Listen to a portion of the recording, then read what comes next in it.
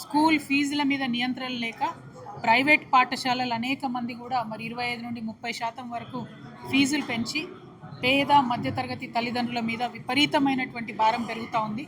ఇంకొక పక్క 2 కమిటీలు, తిరుపతిరావు కమిటీ కావచ్చు, తెలంగాణ విద్యా కమిషన్ కావచ్చు, ఈ 2 కూడా రిపోర్ట్స్ ఇచ్చున్నాయి.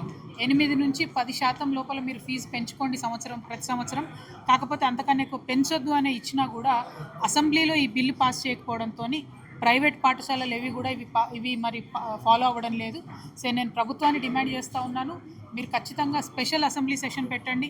మొన్న పోయిన బడ్జెట్ సెషన్ లోపే మీకు విద్యా కమిషన్ రిపోర్ట్ వచ్చినా మీరు బిల్లు పెట్టలేదు.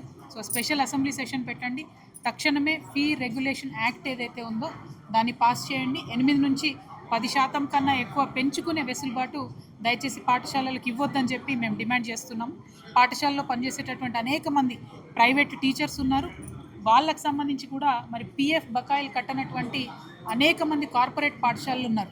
నారాయణ, చైతన్య లాంటివి అనేక కార్పొరేట్ పాఠశాలలు ఒక్కొక్క దగ్గర 10 వేల మంది విద్యార్థులకు వంటలు చేస్తుంటే కనీసం మీ ప్రభుత్వం నుంచి వెళ్ళి సేఫ్టీ మెజర్స్ కూడా చెక్ చేయలేనటువంటి పరిస్థితిలో ఉన్నారు. దాని మీద దృష్టి పెట్టమని డిమాండ్ చేస్తున్నాం. మరి వాళ్ళు పిల్లల దగ్గర అధిక ఫీజులు, ఒక్కొక్కరికి బుక్స్ పేరు మీద 15,000 వసూలు చేస్తూ ఉన్నారు.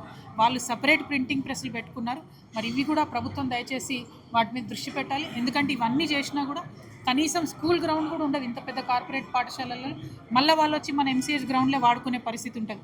చిన్న స్కూల్ అంటే ఓకే, కానీ ఇంత పెద్ద కార్పొరేట్ స్కూల్స్ 1000 నుంచి 1500 కోట్ల వ్యాపారం చేసే స్కూల్స్ ఇంత పెద్ద ఎత్తున నిర్లక్ష్యం చేస్తూ ఉంటే ప్రభుత్వం పట్టించుకోకపోవడం దారుణం. ఈ విషయంలో శ్రద్ధ పెట్టాలని డిమాండ్ చేస్తున్నాం. ఎట్ ద సేమ్ టైం మరి ఏదైతే బెస్ట్ అవైలబుల్ స్కూల్స్ ఉన్నాయో 30,000 మంది ఎస్సీ ఎస్టీ పిల్లలు ఉన్నారు, అది చదువుతున్నారు.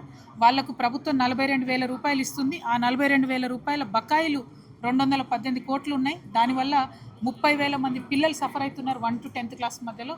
ఆ బకాయిలు త్వరలో తీర్చాలి. ఈ బెస్ట్ అవైలబుల్ స్కూల్స్లో ఎస్సీ ఎస్టీ పిల్లలతో పాటు బీసీ బిడ్డలకు కూడా అవకాశం ఇవ్వాలనేటటువంటిది డిమాండ్ చేస్తూ ఉన్నాము. మరి ఇక్కడ నాతో ఉన్నటువంటి వాళ్ళందరూ కూడా డిప్లొమా, డిగ్రీ, ఇంజనీరింగ్, ఎంబీఏ చేసినటువంటి పిల్లలంతా ఉన్నారు. వారి పాఠశాలలు, వారి కళాశాల యజమానులందరూ కూడా వాళ్ళ సర్టిఫికెట్స్ పెట్టుకొని ఉన్నారు. మీరు ఆ సర్టిఫికెట్స్ రిలీజ్ చేయాలి.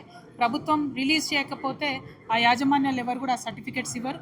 మరి ఆ పిల్లలు వేరే ఎగ్జామ్స్ రాయాలన్నా, వేరే ఉద్యోగాలకు పోవాలన్నా, పాస్పోర్ట్ అప్లై చేయాలన్నా, విదేశాల్లో జాబ్కి పోవాలన్నా కూడా సర్టిఫికెట్స్ అవసరం. కాబట్టి ప్రభుత్వం వెంటనే ఆ కాలేజీలకు ఉన్న 7,000 కోట్ల బకాయిలను చెల్లించి మరి వారి సర్టిఫికెట్స్ రిలీజ్ చేయాలని చెప్పి డిమాండ్ చేస్తున్నాను. Thank you. జై తెలంగాణ, జై జాగృతి.